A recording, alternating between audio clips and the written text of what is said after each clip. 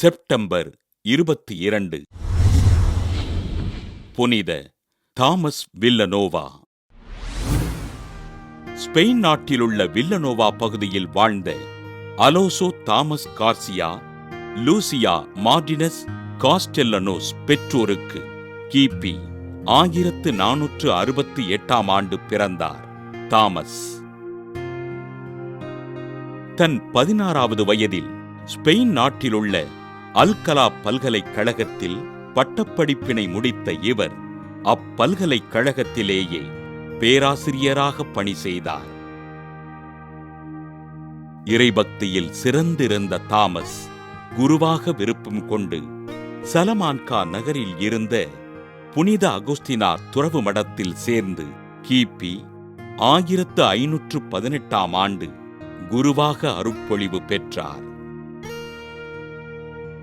தன் சபையின் பல்வேறு முக்கிய பொறுப்புகளை ஏற்ற தாமஸ் பேரரசர் 5ஆம் சார்லஸ் அரசவையில் ஆலோசகராகவும் நிர்வாகக் குழுவின் உறுப்பினராகவும் பணியாற்றினார். கிபி 1544 ஆண்டு ஆகஸ்ட் 5ஆம் நாள் வலன்சியா மறைமாவட்ட ஆயராக இவரது பெயர் முன்மொழியப்பட கிபி 1545 ஆண்டு ஜனவரி 1 நாள் பேராயராக திருப்பொழிவு பெற்றார். வலன்சியா மறைமாவட்டத்தில் பல்வேறு சீர்திருத்தங்களை மேற்கொண்ட பேராயர் தாமஸ் ஏழை மக்கள் பயன்பெற கல்விச் சாலைகளையும் மருத்துவமனைகளையும் கட்டியெழுப்பினார்.